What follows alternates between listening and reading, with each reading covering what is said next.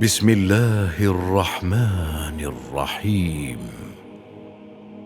وسيعلم الذين ظلموا أي منقلب ينقلبون.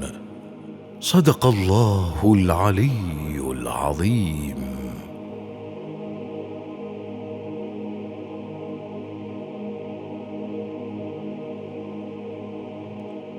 ہاتھ من الذلہ ہے شعار حسین کا، ذلت سے مرنا بہتر ہے کرار حسین کا۔ تلوار سامنے ہو یا نیزے ہوں بے شمار، پھر بھی نہیں جھکے گا کبھی سر حسین کا۔ ظالم کا سامنا ہے تو ثابت قدم رہو، یہ درس سیکھا میں نے ہے رہ کر حسین کا۔ یہ درس سیکھا میں نے ہے رہ کر حسین کا۔ السلام علیکم۔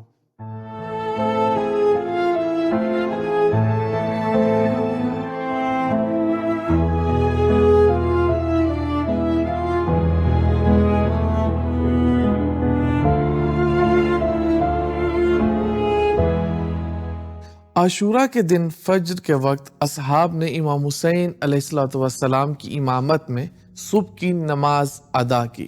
پھر آپ نے کھڑے ہو کر ایک خطبہ دیا اور ارشاد فرمایا، اللہ تعالیٰ کی مرضی کے مطابق آج کے دن تم سب قتل کر دیے جاؤ گے، لہٰذا لازم ہے کہ تم اس مصیبت پر صبر کرو اور قتل ہونے کے لیے تیار ہو جاؤ۔ امام حسین علیہ السلام اپنے رہوار پر سوار ہو کر میدان کی جانب بڑھے، یہاں تک کہ دشمنوں کے قریب ہو گئے۔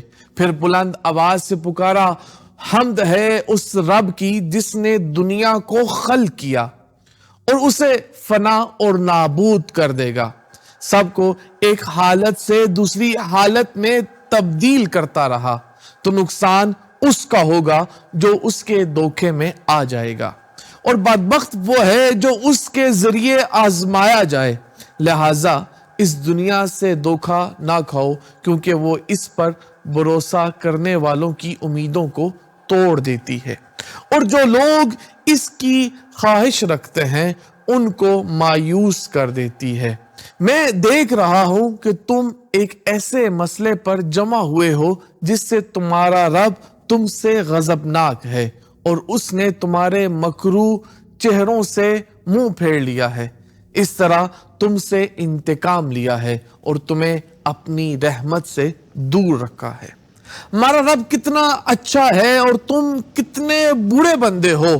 تم نے اللہ کی وحدانیت کا اقرار کیا اور رسول خدا صلی اللہ علیہ وآلہ وسلم پر ایمان لائے، لیکن اس کے باوجود ان کی اولاد اور خاندان کے خلاف بغاوت کی اور ان کو قتل کرنے کا ارادہ کیا۔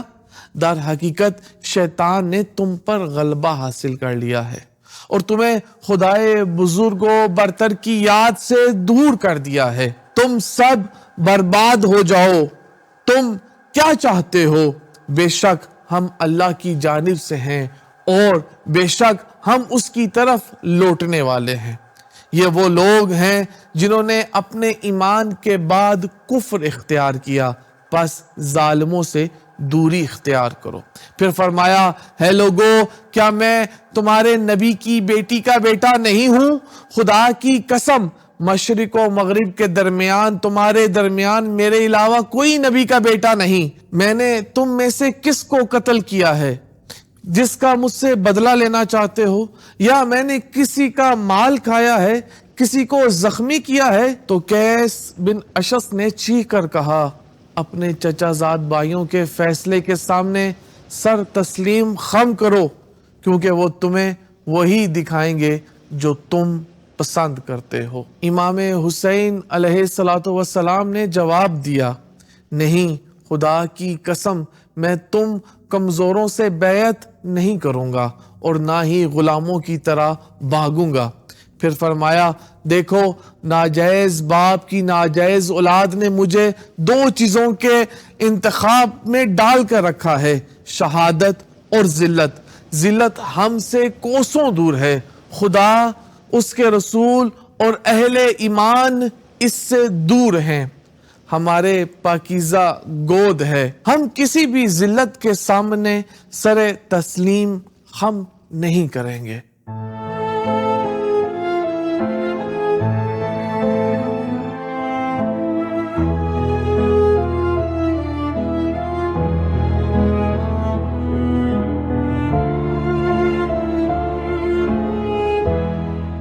نبی خدا حضرت یحییٰ علیہ السلام نے رومی حکمران ہیرودیس کے دور میں اپنی زندگی گزاری اور بنی اسرائیل کی دعوت سے اپنی نبوت کا آغاز کیا۔ آپ انہیں خدائے واحد کی عبادت کی دعوت دیا کرتے تھے، وہ خدا جو لا شریک ہے۔ وہ نماز کی دعوت دیتے، خدا کا قرب حاصل کرنے کے لیے روزوں کی دعوت دیتے، غریبوں کی مدد چاہتے اور خدا کی یاد کی خواہش مند تھے۔ حکمران ہیرودیس رومیوں کی طرف سے شام کے علاقے پر حکومت کر رہا تھا۔ اس نے بنی اسرائیل اور ان کے عقائد پر اپنی آنکھیں بند کر رکھی تھیں۔ وہ اپنی محرم لڑکی سے شادی کرنا چاہتا تھا جس کا نام سلومی تھا۔ اس نکاح کی حرمت کے بارے میں حضرت یحییٰ علیہ السلام کا موقف لوگوں کے درمیان پھیل گیا اور یہ خبر ہیرودیس تک پہنچ گئی، جس نے انہیں گرفتار کرنے کا حکم جاری کیا۔ ہیرودیس کی سپاہی حضرت یحییٰ علیہ السلام کو گرفتار کرنے کے لیے اس وقت پہنچے کہ جب وہ بنی اسرائیل کے درمیان تبلیغ کر رہے تھے اور انہیں توبہ کرنے اور اللہ تعالیٰ کی طرف لوٹنے کی تلقین کر رہے تھے۔ حضرت یحییٰ کو بے دردی سے رومی گورنر کے محل میں لے جایا گیا۔ گورنر نے حضرت یحییٰ علیہ السلام سے اس ممنوع نکاح پر اپنے موقف بدلنے کو کہا، لیکن حضرت یحییٰ علیہ السلام نے صاف انکار کر دیا۔ اس موقع پر رومی گورنر ہیروڈ نے انہیں قید کرنے کا حکم دے دیا۔ لڑکی نے حاکم کو بہکانے کے لیے کہا، شہنشاہ اعظم، مجھے اپنے جہیز چاہیے۔ اس نے جواب دیا کہ تمہیں کتنے جواہرات، سونے کے کنگن اور موتیوں کے ہار چاہیے؟ اس نے کہا، مجھے صرف اور صرف ایک چیز چاہیے۔ حاکم نے پوچھا، وہ کیا ہے؟ اس نے جواب دیا کہ مجھے یحییٰ بن زکریا کا سر چاہیے۔ اس نے اپنا سر زمین کی طرف جھکا دیا اور کچھ نہیں کہہ سکا۔ اسی رات سالومی نے حاکم کو شراب کے پیالے پیش کیے اور جب وہ بدہوش ہو گیا تو اس نے دوبارہ بادشاہ کا مہر طلب کیا۔ نشے میں حاکم نے حکم دیا کہ خدا کے نبی حضرت یحییٰ کو دربار میں لایا جائے۔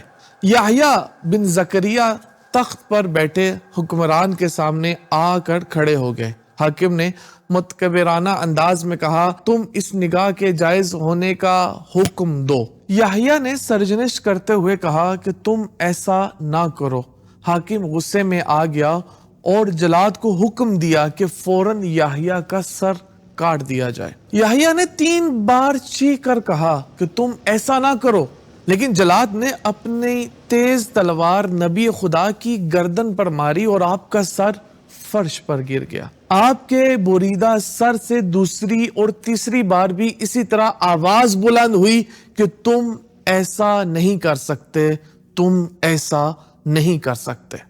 سر کو سونے کے تھال میں رکھ کر سالومی کو پیش کیا گیا، جو بنی اسرائیل کے طوائفوں میں سے ایک تھی۔ یہ واقعہ بنی اسرائیل کے زوال اور ان پر آنے والے مصائب کا آغاز تھا۔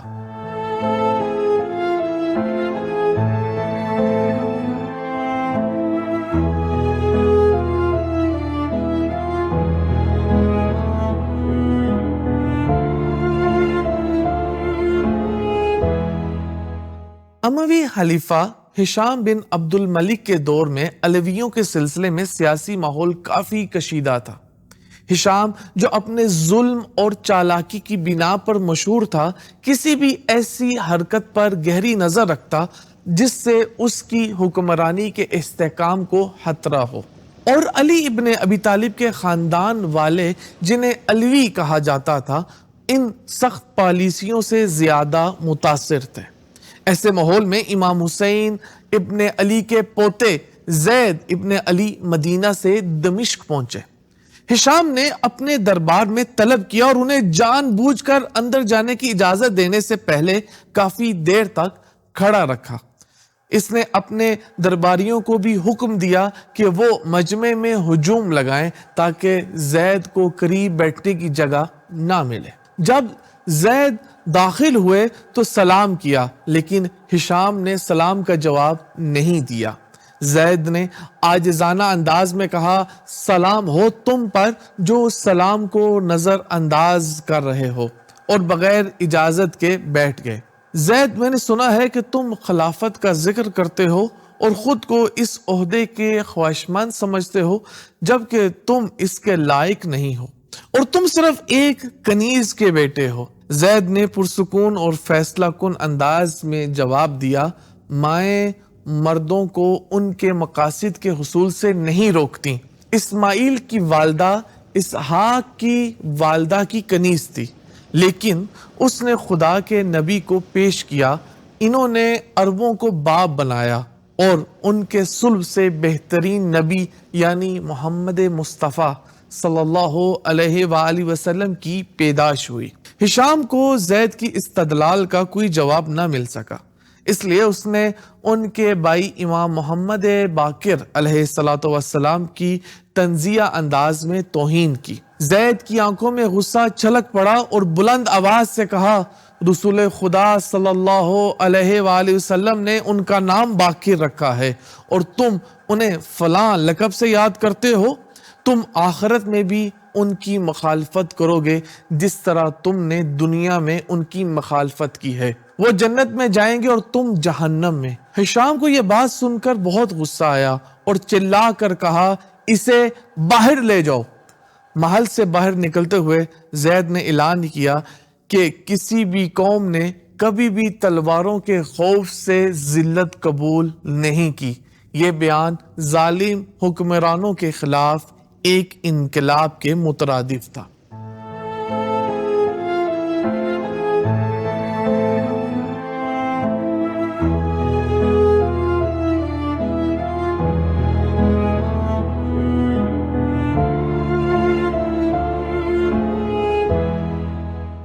عباسی خلافت کے دور کا تیسرا خلیفہ مہدی عباسی تھا۔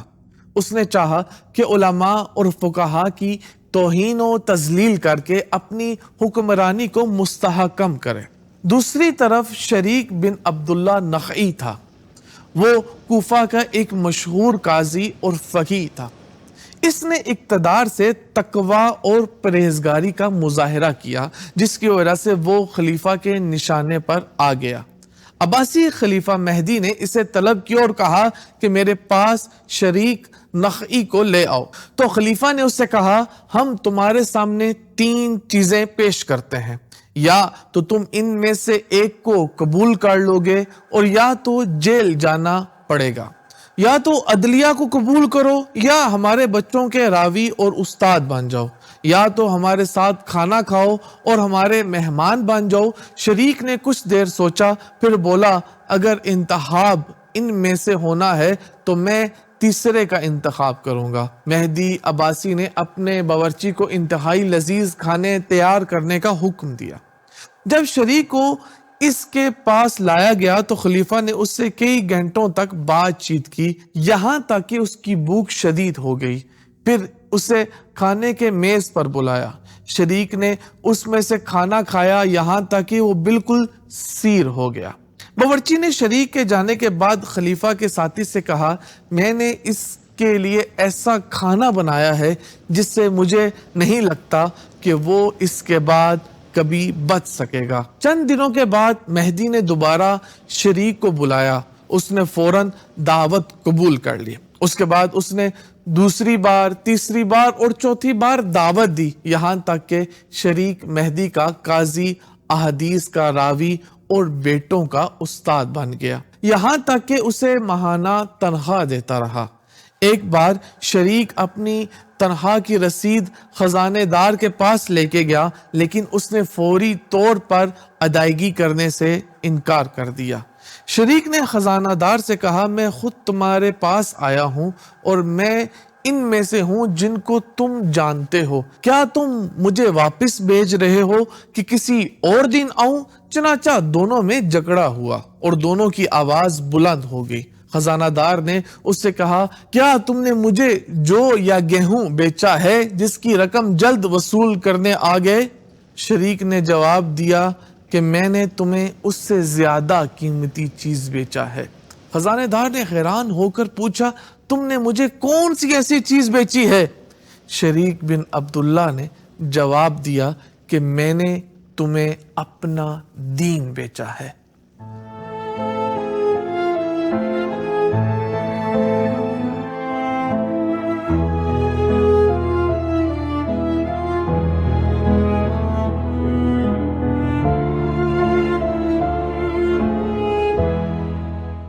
اعوذ باللہ من الشیطان الرجیم، بسم اللہ الرحمن الرحیم۔ کربلا عزتوں کا راستہ ہے، کربلا وقار کا راستہ ہے، کربلا انسان کو عزت اور وقار سے جینے کا درس دیتا ہے۔ یہی آپ نے داستان میں ملاحظہ فرمایا، عملی طور پر دیکھا کہ عزت کسے کہتے ہیں اور ذلت کسے کہتے ہیں۔ پروردگار عالم نے جا بجا قرآن میں اپنے لیے ایک لفظ استعمال کیا اور وہ لفظ العزیز والحکیم کا۔ توجہ فرمائیں کہ جب بھی پروردگار عالم نے اپنے لیے تسبیح کا استعمال کیا تو یہ جملے آئے، بسم اللہ الرحمن الرحیم، سبح للہ ما فی السماوات وما فی الارض وہو العزیز الحکیم۔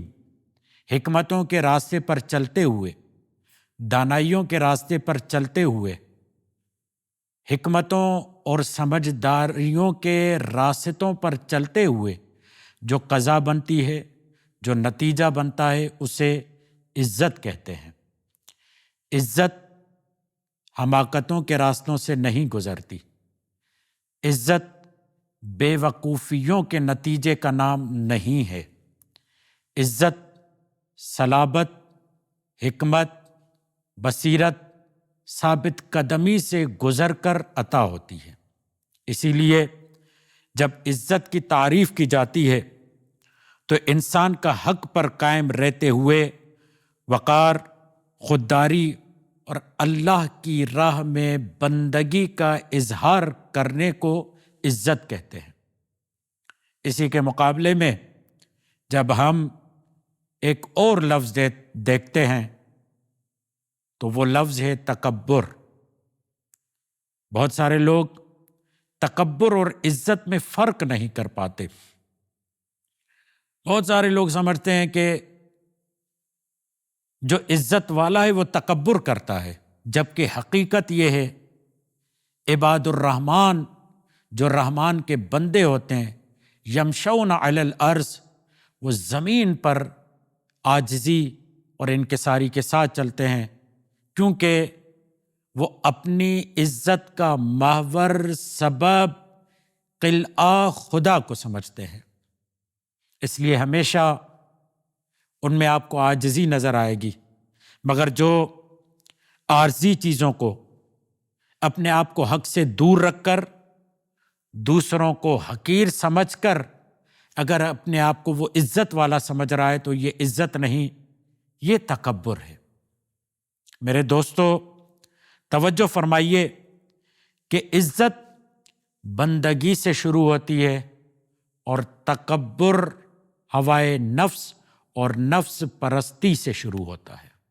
عزت کی حقیقی تعریف اور اس کا پشتیوانہ جب دیکھتے ہیں تو عزت اللہ کی اطاعت میں، رسول کی اطاعت میں، تقوی میں، حق کو قبول کر کے حق کی حمایت اور ظلم کے سامنے شکست ناپذیر ہونے کا نام عزت ہے۔ حقیقی معنی میں عزت کا مفہوم روشن ہی تب ہوتا ہے جب انسان ظالم کے سامنے آگے بڑھ کر اس کی مخالفت کرتا ہے اور اسے بتاتا ہے کہ حقیقی عزت تمہارے ظلم کے سامنے ڈٹ جانے کا نام ہے۔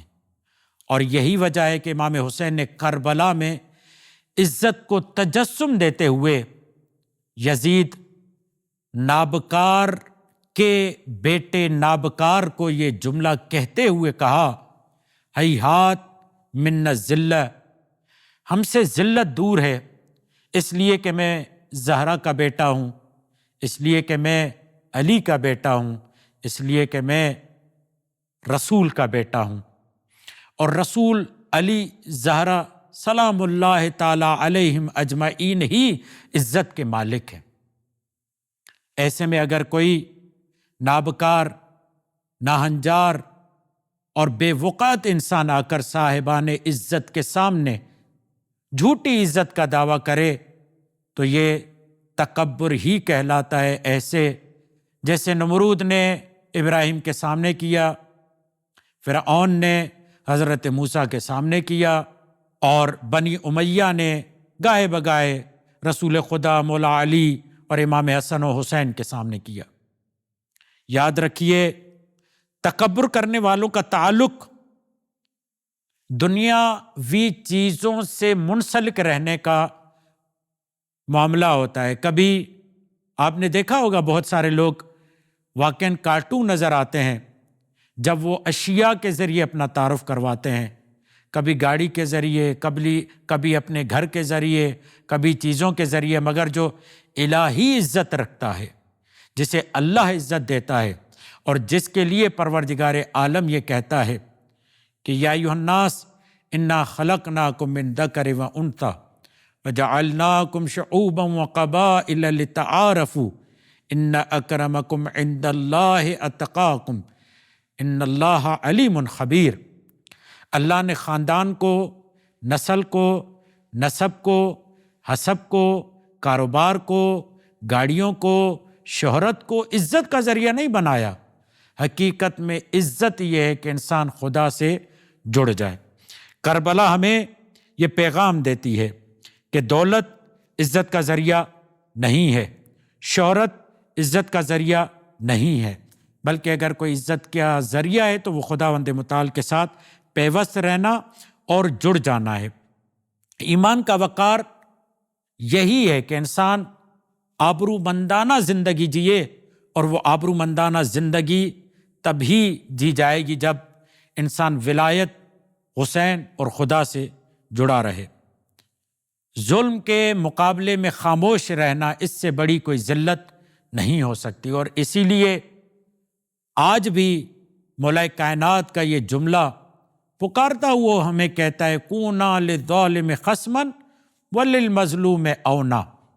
اسی لیے معصوم کا یہ جملہ ہمارے سامنے نظر آتا ہے، من اعان ظالما فہو ظالم ومن خذل ظالما فہو عادل۔ منصف وہی ہے، عزت والا وہی ہے جو ظلم کے سامنے ڈٹ کر اور آگے بڑھ کر اپنے آل و اولاد کو قربان کر کے لا کہے، نہ کو عملی تجسم اور عملی نمونہ پہنائے۔ تو اسے کہتے ہیں عزت، اسے کہتے ہیں وقار۔ یاد رکھیے اگر خاموشی حکمت ہو اور اگر مصلحت دنیا ہو تو خیانت کہلاتی ہے۔ بہت سارے لوگ ظلم کے سامنے نہیں بولتے۔ کیوں نہیں بولتے؟ اس لیے کہ وہ سمجھتے ہیں کہ خاموشی اور نہ بولنا یہ مصلحت ہے۔ یہ مصلحت نہیں، بلکہ بعض اوقات یہ خیانت ہو جاتی ہے۔ ظلم کے خلاف نہ بولنا خیانت ہو جاتی ہے۔ اور یوں امام حسین یہ بتاتے ہیں ظالم کے خلاف بول کر اپنی دینی ایمانی صداقت اور خلوص کا پیغام دینا چاہیے۔ اور 3 مرحلوں میں ظالم کی مخالفت قلب سے، ہاتھ سے، زبان سے اور عملی طور پر مسلمانوں میں شعور پیدا کر کے جب انسان ظلم کی مخالفت کرتا ہے تو وہ حقیقی معنی میں عزت کا علمدار بن کر، علم بردار بن کر لوگوں کو عزت والے امام کی طرف بلا کر یہ کہتا ہے ہیہات منا الذلہ، ذلت ہم سے دور ہے۔ عزت ہمیشہ انسان کو مبارزہ، مقابلہ اور مجاہدت سکھاتی ہے۔ عزت مند انسان کبھی بھی مبارزے کی راہ کو، مقابلے کی راہ کو نہیں چھوڑتا۔ اور یہ توجہ رہے کہ اگر خاموشی بعض جگہوں پر حکمت ہے تو اس بات کی طرف توجہ رکھنی چاہیے کہ دنیا کی وجہ سے خاموش ہو جانا یہ خیانت ہے۔ کبھی بھی عزت والا انسان مبارزے کی راہ کو نہیں چھوڑتا۔